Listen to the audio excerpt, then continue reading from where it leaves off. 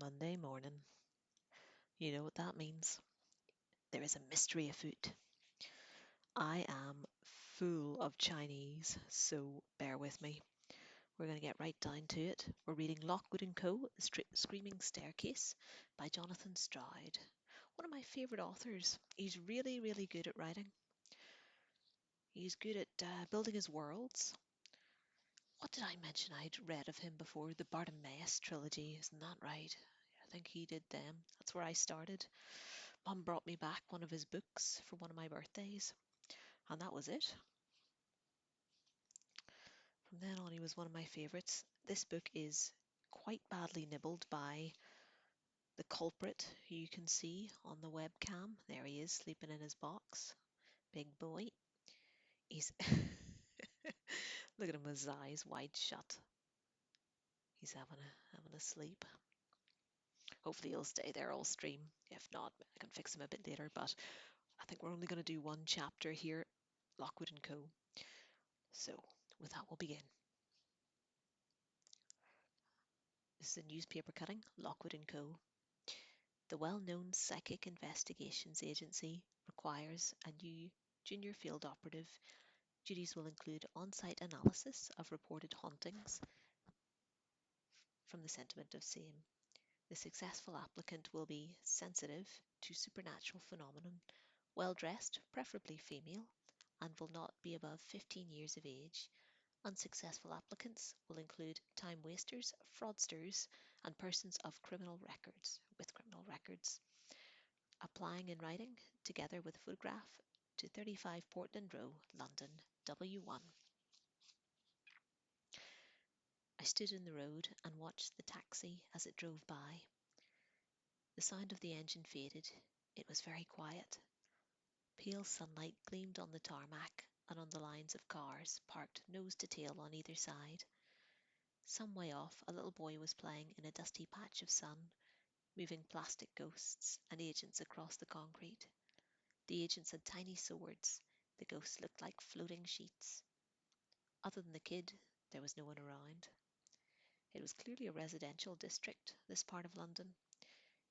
Its houses were big-boned Victorian semis. Their pillared porches hung with baskets of lavender, and the basement flats reached by stairs directly from the road. Everything exuded a feeling of shabby gentility, of buildings and people looking back on better days.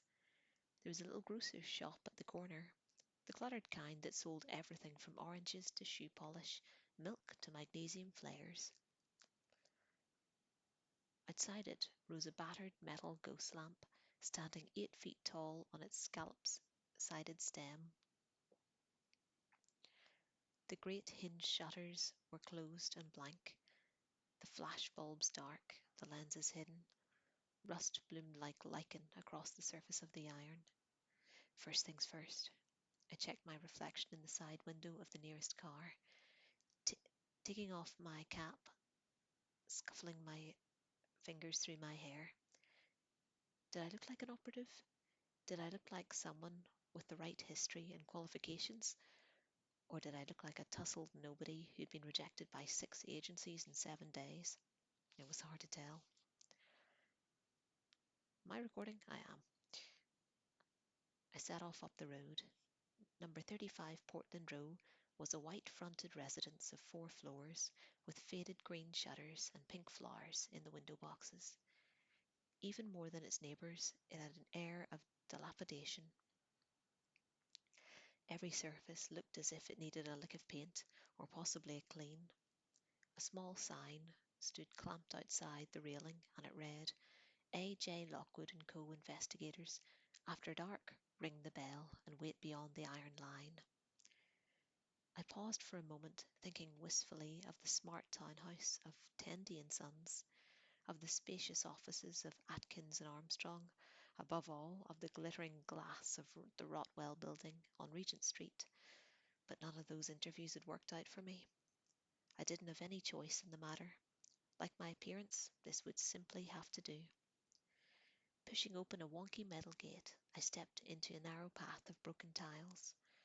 On my right, a steep flight of steps led down to the basement yard, a shady space, half overhung with ivy, filled with unkempt plants and potted trees. There was a narrow line of iron tiles embedded across the path. From a post beside this hung a large bell with a dangling wooden clapper. Ahead was a black painted door. Ignoring the bell, I stepped over the line and knocked abruptly at the door. After an interval, a short, fat, tallow-haired youth wearing large round spectacles looked out. "Oh, another one," he said. "I thought we'd finished. Are you Arif's new girl?"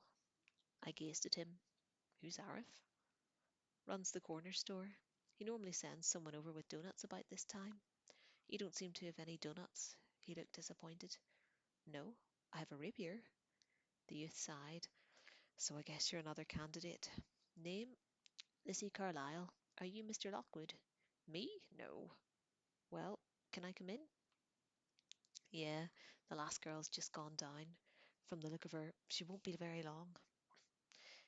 Even as he spoke, a scream of utmost terror rang out from inside the house and echoed off the ivy-clad walls of the yard below. Birds rose up from the trees and down the street. I jerked back in shock, hands moving automatically to the hilt of my sword. The scream collapsed into a whimpering gargle and presently died away. I stared wide-eyed at the youth in the doorway, who didn't seem stirred. "Ah, there we are," he said. "Didn't I say? Well, you're next up. Come in." Neither the boy nor the scream instilled me with much confidence, and I was inclined to leave. But after 2 weeks in London, I was almost out of options. Mess up here, and I'd soon be singing for the night, or signing for the night watch with all the other no-hope kids. Besides, there was something in the manner of the youth, a subtle impudence, the way he stood, that told me he half expected me to run, and I wasn't having that. So I stepped swiftly past him and entered the cool, wide hallway. It was floored with wooden tiles and lined with bookshelves of dark mahogany. The shelves held a mass of ethnic masks and other artifacts, pots and icons, brightly decorated in shells and gourds. A narrow key table stood just beside the door, with a lantern on it, its base shaped like a crystal skull. Beyond that sat a vast, chipped pot plant stuffed with umbrellas, walking sticks and rapiers. I halted beside a rack of coats. "Hold on a tick," the boy said. He remained waiting by the open door. He was a little older than me, and not quite my height, although a good deal stockier. He had a podgy, rather bland features, nondescript except for a prominently square jaw.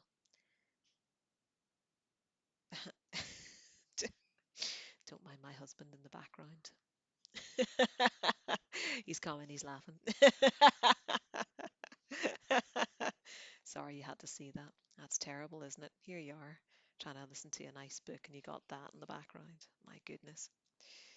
Where were we? "Hold on a tick," the boy said, and remained waiting by the open door. He was a little older than me, and not quite my height, though a good deal stockier. He had podgy, rather bland features, nondescript except for a prominently squared jaw. Behind his glasses, his eyes were very blue. His sandy hair, which in texture reminded me of horse's tail, flopped heavily across his brow. He wore white trainers, a pair of faded jeans, and a loosely tucked shirt bulging around his midriff. "Any minute now," he said. From deeper inside the house, on a side note, anyone who's seen the Lockwood series, what do you think of the George in this compared to the George they cast on the show? See, whenever they had the picture of the three of them there, right? I was like, that's not George. There's no way. You'll see whenever we get more explanations here, but man, that's not it's not right. They need to have the right characters. You know what I mean? From deeper inside the house there was a murmur of voices that rose to a crescendo. The side door burst open. A well-dressed girl emerged at speed, eyes blazing, face chalk white, scrunched coat dangling in her hand.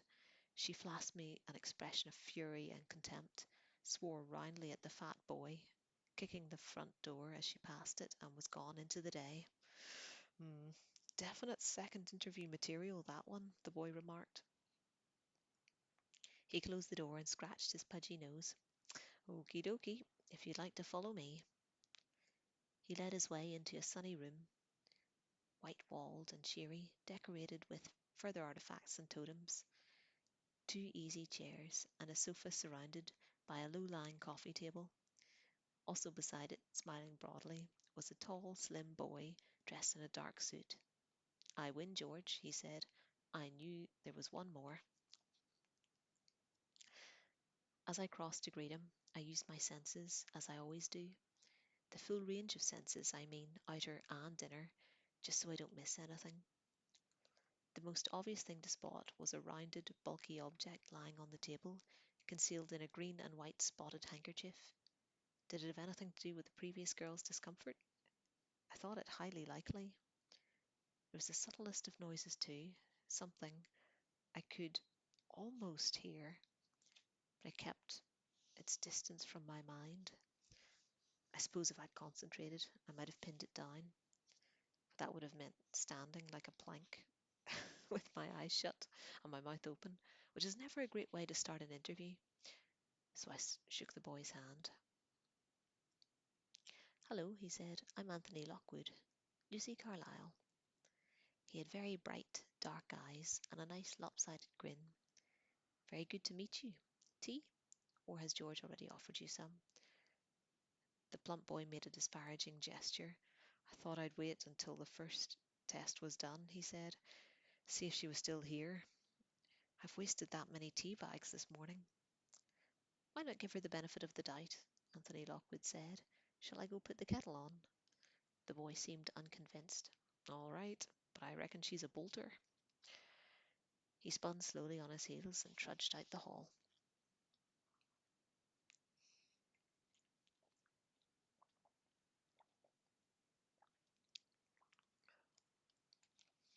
Anthony Lockwood waved me to a chair. You have to excuse George. We've been interviewing since 8, and he's getting hungry. He's so convinced the last girl was the final one. Sorry about that, I said. I'm afraid I haven't brought you any donuts either. He looked sharply at me. What makes you say that? George told me about your daily deliveries. Oh, for a moment there I thought you were psychic. I am.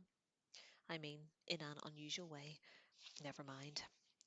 He himself was on the couch opposite and smoothed out some papers before him. He had a very slender face, with a long nose and a mop of unruly hair. I realized, almost with a shock, that he was scarcely older than me. His manner had been so assured I hadn't noticed his age. I wondered for the first time why there were no supervisors present in the room. I see from your letter, the boy said, that you're from the north of England, from Cheviot Hills. Wasn't there a famous outbreak in that district a few years back? Ah, the Merton Colliery horror, I said. Yes, I was 5 then. Fitz's agents had come from London to deal with the visitors, didn't they? Lockwood said. It was in my Gazetteer of British Hauntings. I nodded. We weren't meant to look in case they took our soul, and everyone had boarded up their ground floor windows, but I peeped anyway. I saw them drifting in the moonlight along the middle of the road. Wee slips of things, like little girls. He gave me a quizzical look. Girls?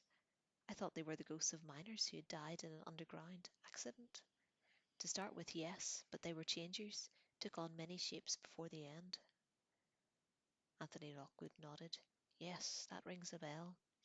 Okay, so you obviously knew from early on, he continued, that you had a talent, that you had the sight, of course, more than most of the other kids, and the bravery to use it.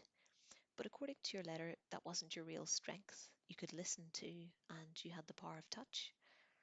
Well, listening's really my thing, I said. As a kid, in my cot, I used to hear voices whispering in the street. after curfew when all the living were inside. But I've got good touch too, although that often merges with what I hear. It's hard to separate them. For me, touch sometimes triggers echoes of what's happened. George can do a bit of that, the boy said. Not me, I'm tone deaf when it comes to visitors. Sight's my thing. Death glows and trails, and all the ghoulish residues of death, he grinned. Cheerful subject, isn't it? Now then, it says here you started out with a local operative up north. He checked the paper. Name of Jacobs, correct? I smiled blandly, my stomach clenched with tension. That's right. You worked for him for several years? Yes. So he trained you up, did he? You got your fourth grade qualifications with him? I shifted slightly in my chair. That's right. Grade 1 through 4. Okay. Lockwood considered me. I notice you haven't actually brought your final certificates, or indeed any letter of referral from Mr. Jacobs. That's a little unusual, isn't it? Official references are normally provided in these situations. I took a deep breath. He didn't give me any, I said. Our arrangement ended abruptly. Lockwood said nothing. I could see he was waiting for details. If you want the full story, I can give it, I said heavily. It's not something I like dwelling on, that's all. I waited, heart shuddering. That was the moment. All the other interviewers had terminated just about here. Some other time, then, Anthony Lockwood said when he smiled at me. A warm light seemed to suffuse the room. I know I can't uh, think what's keeping George. A trained baboon could have had the tea by now. It's really time for the tests. Yes, what tests are these? I said hastily, if you don't mind me asking. Not at all. It's what we use to assess the candidates. Frankly, I don't set much store by people's letters or referrals, Miss Carlyle. I prefer to see their talents with my own eyes. He looked at his watch. I'll give George another minute. In the meantime, I suppose you want a rundown on us. We're a new agency, registered 3 months. I got my full license last year. We're accredited with DPRAC, that's DEPRAC. But just to be clear, we're not on their payroll like Fitz or Rotwell or any of that mob. We're independent, and we like it that way. We take the jobs we want and turn down the rest. All our clients are private customers who have a problem with visitors that they want sorted quickly and quietly. We solve their problems, they pay us handsomely. That's about the size of it. Any questions? With the issues in my recent past out of the way, I had a clear run now. I wasn't going to mess it up. I sat forward on the sofa, making sure my back was straight, my hands neat in my lap. Who are your supervisors? I asked. Do I get to meet them too? A frown flickered across the boy's forehead. No, no supervisors here. No adults. This is my company. I'm in charge. George Cubbins is deputy. He looked at me. Some applicants had a problem with that setup, so they didn't get very far. Does that bother you? Oh no, I said. I like the sound of it fine. There was a brief silence. So, there's always been just the two of you, you and George? Well, we generally have an assistant. Two's enough to deal with most visitors, but for tough cases, all three of us go along. Three's the magic number, you know. I nodded slowly. I see. What happened to your last assistant? Poor Robin? Oh, he moved on to another job? Perhaps passed on would be more accurate, or indeed, passed over. Ah, good. Tea. The hall door opened and a plump boy, his posterior backed through it, closely followed by the rest of him. He turned in a stately manner and advanced, carrying a tray with 3 steaming mugs and a plate of biscuits. Whatever he'd been doing in the kitchen all this while, he looked more dishevelled than before. His shirt was untucked, and his mop of hair now covered his eyes. He placed the tray on the table beside the shrouded object and glanced at me dubiously. Still here, he said. I thought you'd have scarpered by now. We haven't done the test yet, George, or Lockwood said easily. You're just in time. Good. He took the largest mug and retreated to the sofa. There was a polite interlude during which mugs were distributed, sugar offered and declined. Come on, let's have a biscuit, Lockwood said. He pushed the plate my way. Please, George will only eat them all else. Okay. I took a biscuit. Lockwood had a large bite of his and brushed his hands clean. Right, he said. Just a few tests, Miss Carlyle, nothing to worry about. Are you ready? Sure. I could feel George's little eyes fixed on me, and even Lockwood's casual tones could not disguise a certain eagerness. But they were dealing with someone who'd survived the Witherburn Mill alone. I wasn't going to fret about this. Lockwood nodded. We might well start here then. He stretched out a languid hand to the spotted handkerchief, and after a ceremonial pause, flicked it away. Sitting on the table was a stocky cylinder of clear, thick glass, sealed at the top with a red plastic plug. There were small handles near the top to grip it with. It reminded me of the big glass demijohns in which my father used to brew his beer. Instead of stale brownish liquid, however, it contained a greasy yellow smoke, not quite stationary, very slowly shifting. Sitting in the heart was something large and dark. What do you think this is? Lockwood asked. I bent forward, scanning the apparatus.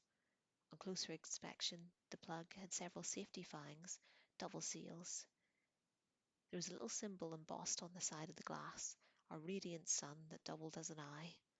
It's silver glass, I said, made by the Sunrise Corporation. Lockwood nodded, smiling gently. I bent over. With the nail of my middle finger, I tapped the side of the glass. At once the smoke awoke, rippling outwards from the point of impact, becoming thicker, more granular as it did so. It separated, revealing the object in the jar, a human skull, brown, stained, clamped to the bottom of the glass. The ripples of smoke contorted, twisted. They took on a horrid semblance of a face with blankly rolling eyes and gaping mouth. For a moment the features were semi-imposed on the skull beneath. I jerked back from the glass. The face devolved into stream-like ribbons of smoke that swirled about the cylinder, becoming presently still. I cleared my throat. Well, it's a ghost jar, I said. The skull's the source, and that's the ghost that's tied to it. I can't tell what sort, a phantasm or spectre, maybe. So saying, I sat back in a posture of nonchalant unconcern, as if visitors in jars were something I dealt with every day of the week. In truth, I'd never seen one, and the apparition had shocked me, but not unduly so. After the previous girl's scream, I'd expected something. Plus, I'd heard of containers like this before. Lockwood's smile had momentarily frozen, as if uncertain whether to express surprise, pleasure, or disappointment. In the end, pleasure won the day. Yes, that's right, he said. Well done. He put the handkerchief back on the cylinder and, with some effort, stowed it out of sight under the table. The plump boy sipped his tea loudly. She was shaken, he said. You could see it. I ignored the comment. Where did you get the jar? I said. I thought only Rotwell and Fitz had them. Time for questions later, Lockwood said. He opened the drawer in the coffee table and pulled out a small red box. Now, I'd like to test your talent, if I may. I've got some items ready. Please tell me if you can. He opened the box and put an object on the table. What supernatural resonance you detect here? It was an unassuming cup of white porcelain with a fluted base and a sharp chip on the handle. There was a strange white stain around the inside of the lip, which thickened at the bottom of the cup to become a crusty residue. I took it in my hand and closed my eyes, turning it this way and that, running my fingers lightly over the surface. I listened, waiting for echoes. Nothing came to me. This is no good. I shook my head, clearing my mind of distractions, shouted as best I could, with the occasional noise of traffic passing on the road, and the less occasional slurps of tea sounding from George's sofa. I tried again. Nope, still nothing. After a few minutes I gave up. I'm sorry, I said at last. I can't detect anything. Lockwood nodded. I should hope not. This is the cup George keeps his toothbrush in. Good. On to the next. He picked up a cup and tossed it across to the plump boy, who caught it with a snort of mirth.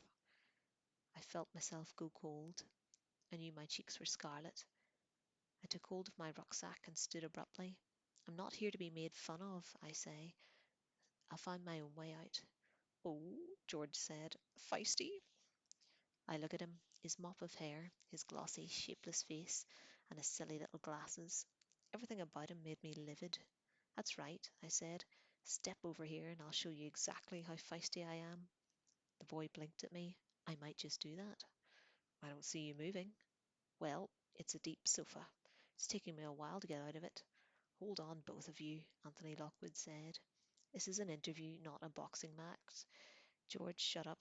Miss Carlyle, I apologize for upsetting you, but this is a serious test, which you passed with flying colours. You'd be amazed how many of our interviewees this morning have made up some cock and bull story about poison, suicide, or murder. I'd be the most, it'd be the most haunted cup in London if even the mildest of their tales was true. Now then, please sit down. What can you tell me about these? From the drawer beneath the table, three new items laid side by side in front of me. A gentleman's wristwatch, gold-plated around the rim, with an old brown leather strap, a piece of lacy red ribbon, and a slim, long bladed penknife with an ivory inlay handle. My annoyance at their trick receded. This is a good challenge. With a steely gaze at George, I sat and spread the objects out a little. So their hidden textures, if any, didn't overlap. Then I emptied my mind the best I could and picked them up one by one. Time went by. I tested each of the three items. I finished. When my eyes refocused, I saw George engrossed in a comic that he'd gotten from somewhere, and Lockwood sitting as before, hands clasped, watching me. I took a long drink of tea. Did any of your other applicants get this right? I said quietly. Lockwood smiled. Did you? The echoes were hard to disengage, I said, which I suppose is why you threw them at me altogether. They're all strong, but distinct in quality. Which do you want first? The knife. Okay. The knife has several conflicting echoes. A man's laughter, gunshots, even possibly birdsong. If there's a death attached to it, which I suppose there must be, since I can sense all this, it wasn't violent or sad in any way. The feeling I got from it was gentle, almost happy. I looked at him. Lockwood's face gave nothing away. How about the ribbon? The traces on the ribbon, I said, are fainter than the knives, but much stronger in emotion. I thought I heard weeping, but it's terribly indistinct. What I get so strongly is a sense of sadness when I was holding it. I felt like my heart would break. And the watch? His eyes were fixed on me. George still read his comic, Astounding Arabian Nights. He idly turned a page. The watch, I took a deep breath.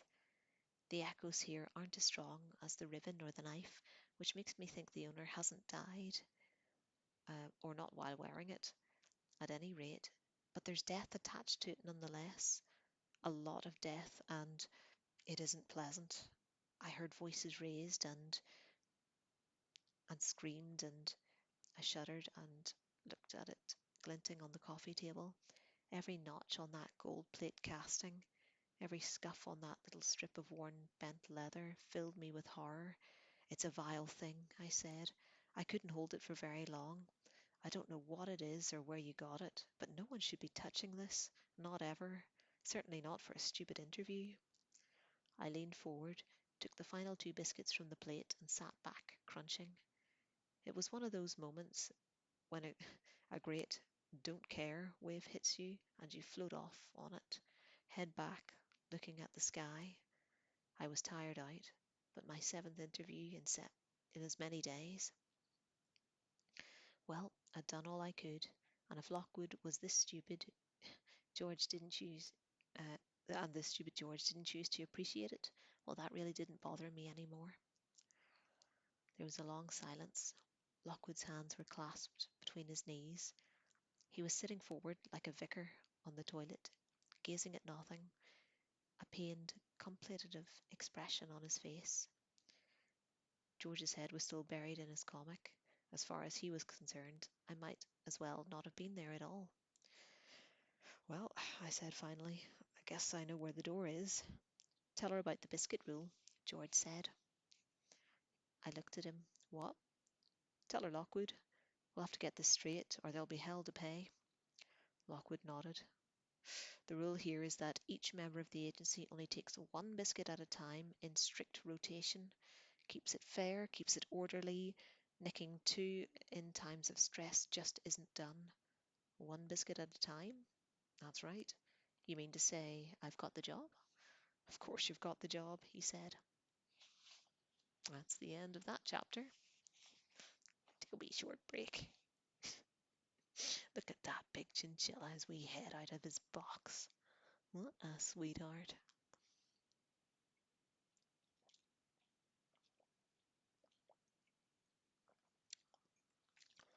Let's see, what time is it? Oh, sure, that's early.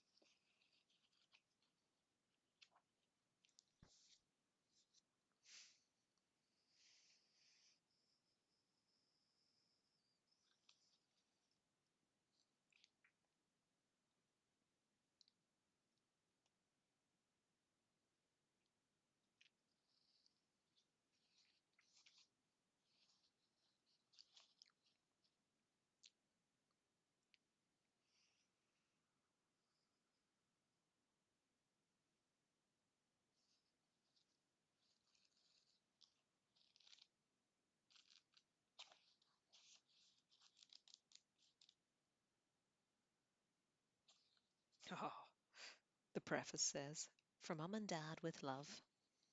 Oh, Jonathan, isn't that a nice wee sentiment? Your wee mum and dad.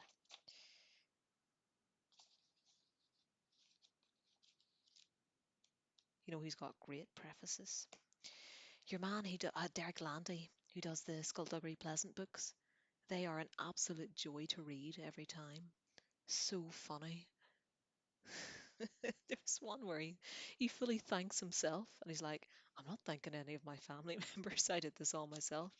Oh, even just if you're walking past them in the book aisle, just read the prefaces. So you'll get a good idea of what he writes like as well. We might do some of his series a wee bit later. I have all of his books as well. Met him, or nearly met him, anyway, one day. He was in a Waterstones, and I'd lined up to meet him. Didn't get to, though. The line was too long, unfortunately, but I saw him. Got a nice wee badge out of it as well. So there you go. Anyway, get back to chapter 7.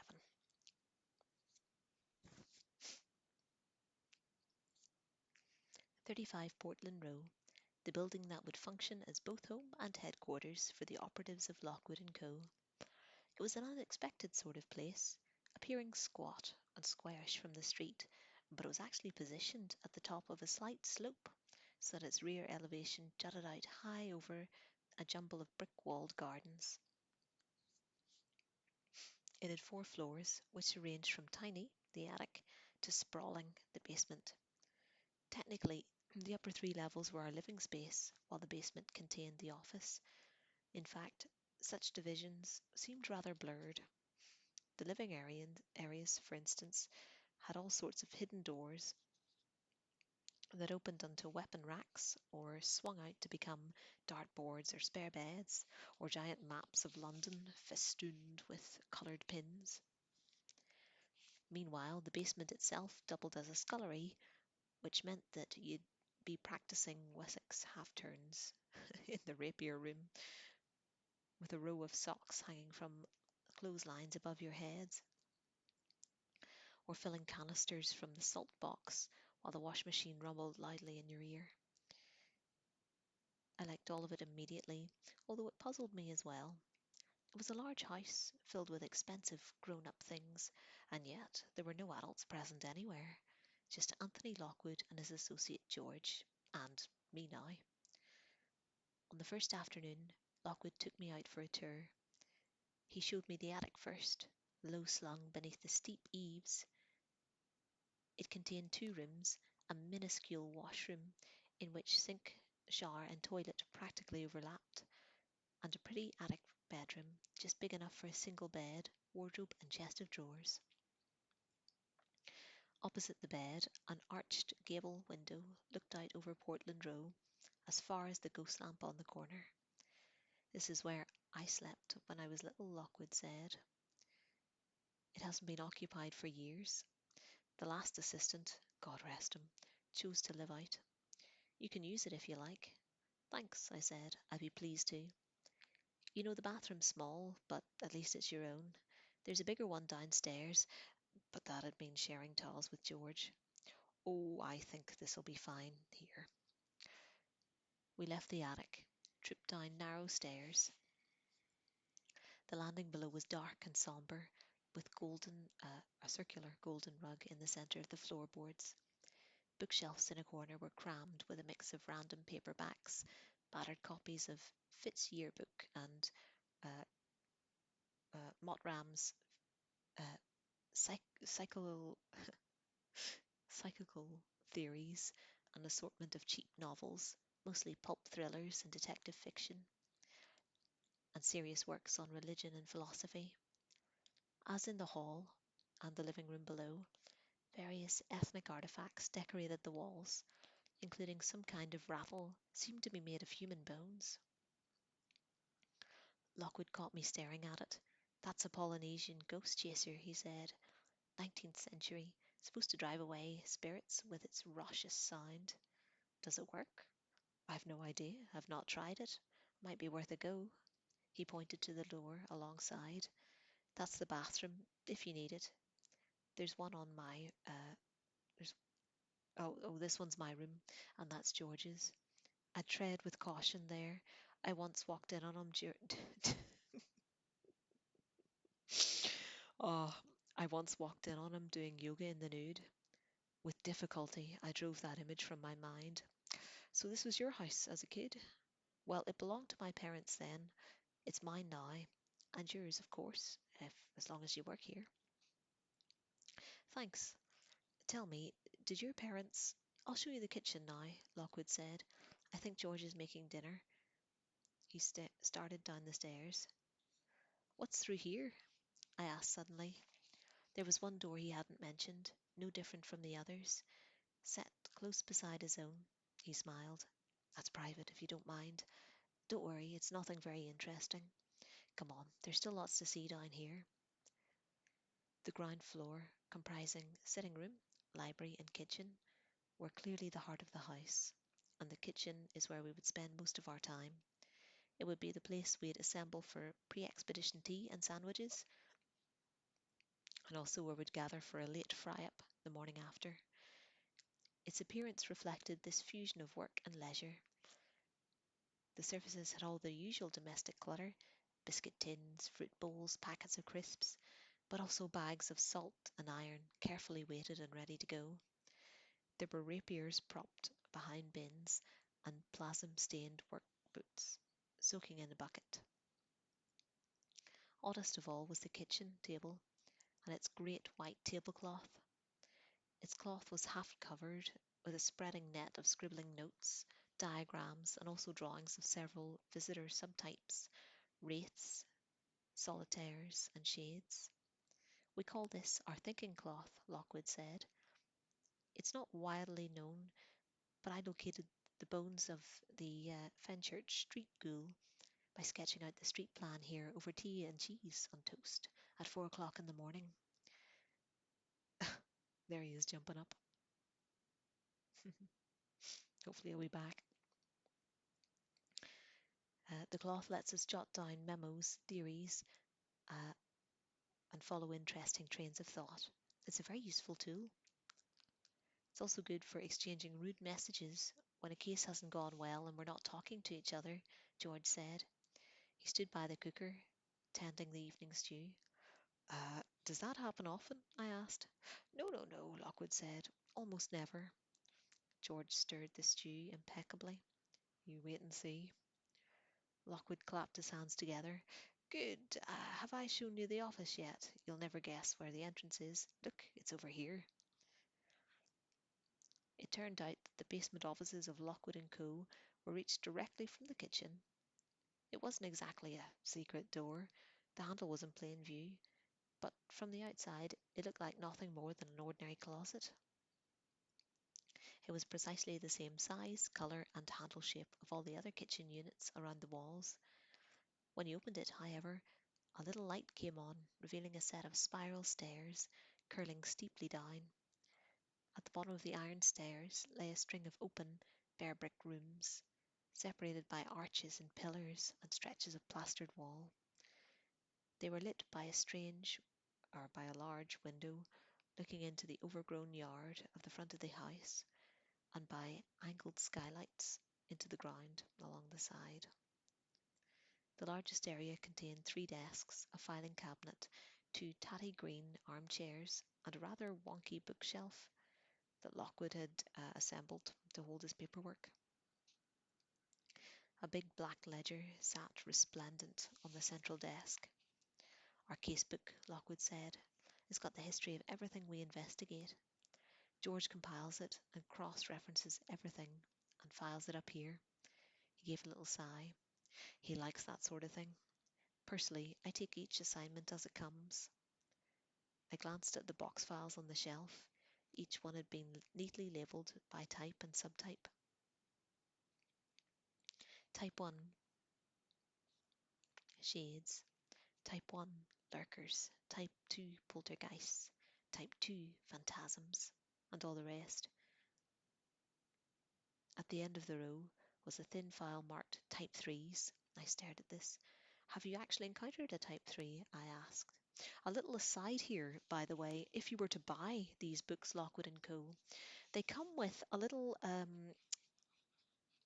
want to say appendix at the back, a glossary, if you will, that's got all the different types there, the type 1, the type 2s, and the different wee bits that they talk about throughout, like the creeping fear or deep prac or whatever it is, the ghost lamps. Then they've got wee descriptions with them. They're very good. It goes on for a couple of pages as well. What's that? That's 441 to 452. So there's a lot to it, and it's got all the different wee subtypes of ghosts, and it's very interesting, but that's if you've got the book. So I do encourage you, buy the book. But we'll read on as it is. Have you actually encountered a Type 3? I asked. Lockwood shrugged. Hardly. I'm not even sure they exist. Through an arch off the main office was a side room, completely empty except for a rack of rapiers and a bowl of chalk dust. 2 small, straw-filled visitor dummies hanging from a ceiling beam on iron chains. One of the dummies wore a bonnet and the other a top hat. Both were full of holes. Meet Joe and Esmeralda, Lockwood said.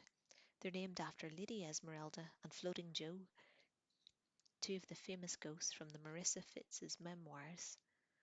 Obviously, this is the rapier room. We practice here every afternoon. Of course, you'll be proficient with a sword already if you've passed your 4th grade. He glanced at me. Of course, I nodded. Yes, absolutely. But it doesn't hurt to keep in shape, does it? I look forward to seeing you in action. And over here, Lockwood led me to a padlocked metal door set into our wall, is our high security storeroom. Take a look inside. This door was the only separate portion of the basement, a small, windowless room filled with shelves and boxes. It was here that all the most essential equipment was kept. The range of silver seals, the iron chains, the flares and canisters, uh, ordered direct from the Sunrise Corporation. Right now it was also where the ghost jar with its clamped down brown skull and ectoplasmic host was stored, concealed beneath its spotted cloth. George gets it out to do experiments sometimes, Lockwood said. He wants to observe how the ghosts respond to different stimuli. Personally, I'd rather we destroyed the thing, but he's got attached to it somehow. I eyed the cloth doubtfully, just as during the interview I thought I could almost hear a psychic noise, a delicate hum on the fringes of perception. So, where did he get that from? I asked. Oh, we stole it. I expect he'll tell you about it sometime. But it's actually not the only trophy we've got down here. Come and see. In the back wall of the basement, a modern glass door, fortified with iron ghost bars, led out into the basement. Alongside it, 4 shelves had been riveted into the brickwork. They housed a collection of silver glass cases with objects inside each one. Some of these were old, others very modern. I noticed among them a set of playing cards, a lock of long blonde hair, a lady's blood-stained glove, 3 human teeth, a gentleman's folded necktie. The most splendid case of all contained a mummified hand, black and shriveled as a rotten banana, sitting on a red silk cushion. That's a pirate's, Lockwood said. 1700s probably. Belonged to a fellow who was strung up and sun-dried on Execution Dock, where the Mouse and Musket Inn stands now. His spirit was a lurker. He'd given the barmaids a lot of trouble by the time I dug that up. Well, this is all the stuff George and I have collected over our careers so far. Some are actual sources and very dangerous. They've got to be kept locked up, particularly at night. Others just need to be treated with caution, if you're sensitive, like the 3 I gave you during the interview. I'd seen them on the bottom shelf, the knife, the ribbon, and the unspeakable watch. Yeah, I said. You never told me what they were. Lockwood nodded. I'm sorry the impressions you got were so grueling, but I didn't expect you to experience them so strongly. Well, the knife belonged to my uncle, who lived out in the country. He took it with him on walks and hunting expeditions. Had it with him when he dropped dead from a heart attack during a shoot. He was a kind man. From what you said, the knife still has something of his personality. I thought back to the peaceful sensations I'd picked up from the knife. It did. The ribbon came from a grave that they'd opened in Kensal Green Cemetery when they were building some iron barriers around the perimeter last year. The coffin had a woman in it and a little child. The ribbon was in the woman's hair. The memory of the feelings I had as I had held the slip of silk returned, my eyes filled with tears. I cleared my throat and made a big business of studying the nearest boxes. It wouldn't do to show weakness to Lockwood. Frailty was what visitors fed on, frailty and loose emotions. Good agents needed the opposite, firm control and the strength of nerve. My old leader Jacobs had lost his nerve, and what had happened? I'd nearly died. I spoke in a cool, matter-of-fact voice. And the watch? Lockwood had been observing me closely. Yes, the watch. You were right to sense its sinister residue. It's actually a memento of my first case. He paused significantly. No doubt you've heard of the murderer, Harry Crisp. My eyes grew round. Not the coin in the slot killer? Uh, no, that was Clive Dillson. Oh, you mean the one who kept the hands in the fridge? No, that was Colin Buchanan Prescott. I scratched my chin. In that case, I've never heard of him. Oh, Lockwood seemed slightly deflated. I'm a little surprised. They do have papers in the north of England. Well, it's thanks to me that Harry Crisp got put away. I was doing a sweep of the neighbourhood in Tooting, out hunting type 2s, you see, and I noticed all the death clothes in his garden. They'd been missed because he'd cunningly scattered iron filings everywhere after the killings to suppress the ghosts. And it turned out later that while wearing the watch, he'd been in his beastly habit to lure dinner. George was leaning over the top of the spiral stairs, ladle in hand. I'll tell you about it another time, Lockwood said. We'd better go. George get tetchy if we let the food get cold. I knew right away that I liked the oddities of my new home. I soon formed opinions about my fellow agents too, and right from the outset, those opinions diverged markedly. Lockwood I already liked. He seemed a world away from the remote and treacherous Agent Jacobs. His zest and personal commitments were clear.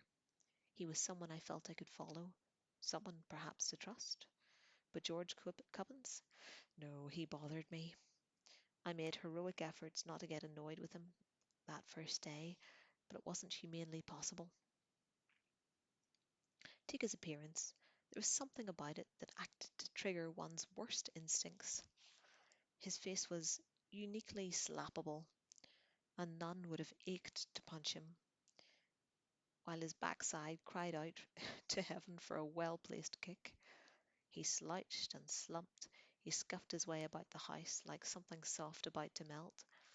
His shirt was always untucked, his trainers extra big, the laces trailing.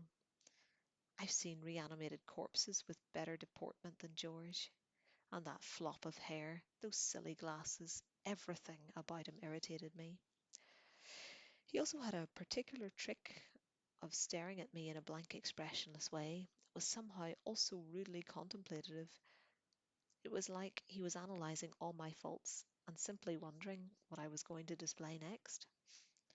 For my part, I did my best to be polite during the first evening meal and restrained my basic instincts, which were to hit him over the head with a spade.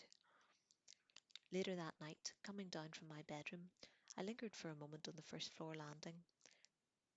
I glanced through the bookshelves, inspecting the Polynesian Ghost Chaser, and suddenly found myself standing outside the other bedroom door, the one Lockwood had said was private. It was a very ordinary looking door. There was a faint, pale rectangle marked on the wood grain, just below head height, where a sign or sticker had been removed. Otherwise, it was entirely blank. It didn't seem to have a lock. It would have been easy to peep inside, but clearly that would have been wrong. I was just regarding the door speculatively when George Cubbins emerged from his room, a folded newspaper under his arm. He glanced across. I know what you're thinking, but that's the forbidden room. Oh, the door? I stepped away from it casually. Yes. Why does he keep it shut? I don't know. Have you ever looked in? No. The spectacles regarded me. Of course not. He asked me not to. Of course, quite right. So, I smiled as amicably as I could. How long have you lived here? About a year. So you obviously know Anthony well. The plump boy pushed his glasses briskly up his nose. What's this, another interview? It'd better be a quickie. I'm on my way to the bathroom here. Yes, sorry. I was just wondering about the house and how he came to live in it. I mean, it's got all this stuff in it, and yet Lockwood's here on his own. I mean, I don't see how. What do you mean? George interrupted. You mean, where his parents, correct? I nodded. Yeah. He doesn't like to talk about them, as you'll find out if you last long enough to ask him. I think they were psychical researchers of some kind. You can tell from all the objects on the walls. They were rich too. You can tell that from the house. Anyway, they're long gone. I believe Lockwood was in care for years with a relative of some kind. Then he trained as an agent with gravedigger Sykes, and he got the house back somehow.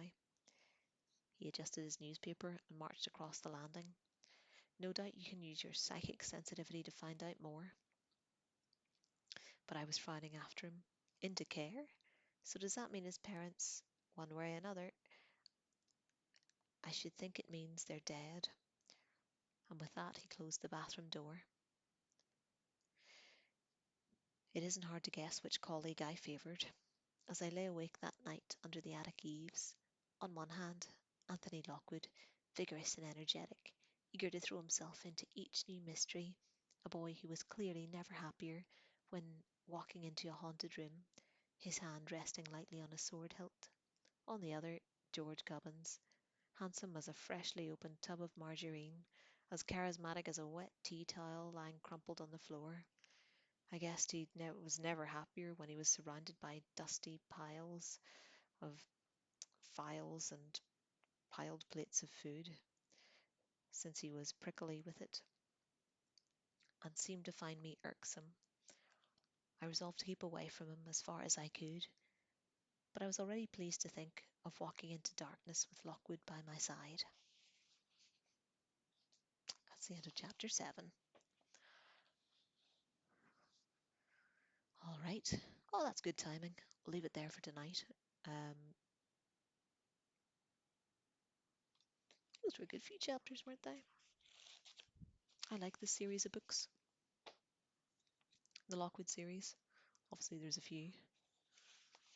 Let's see. I have a wee list here. They don't. Yeah, because this was the first one in the series.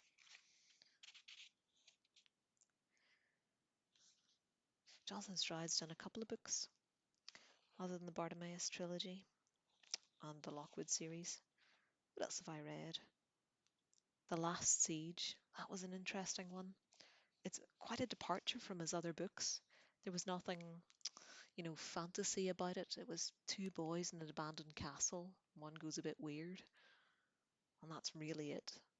Wasn't too much to it, and honestly, I don't remember too much of it.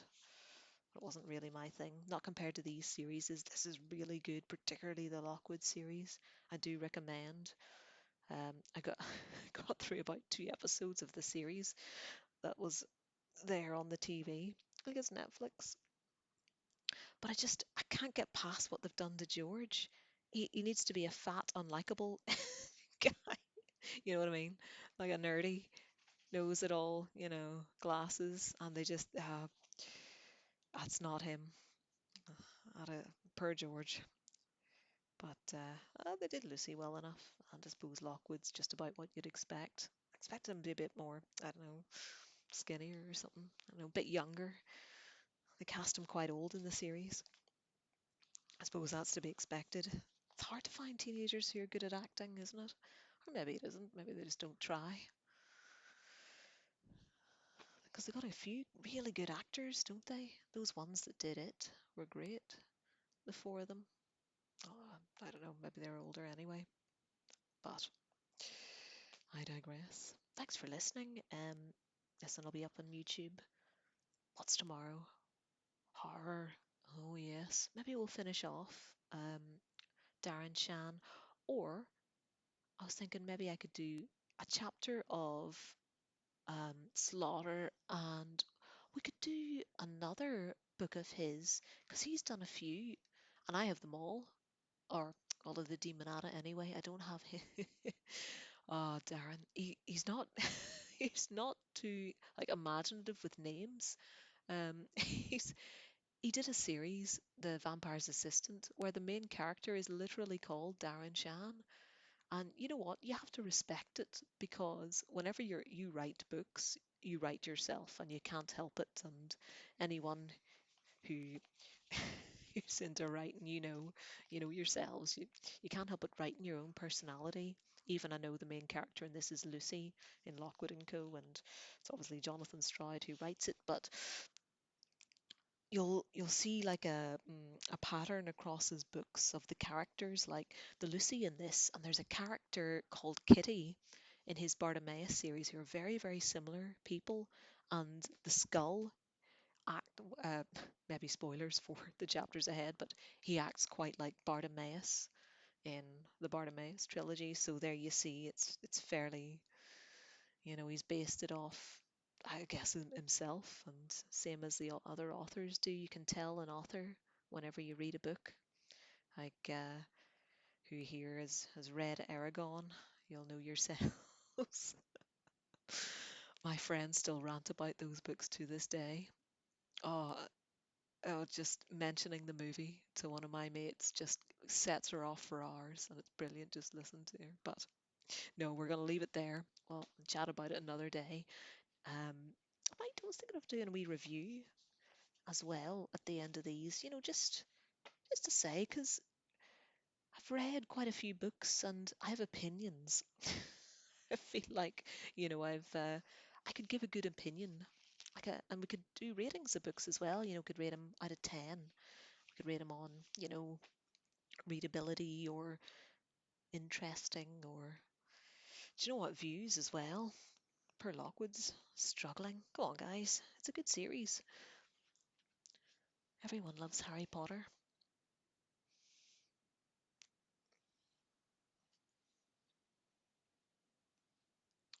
Right.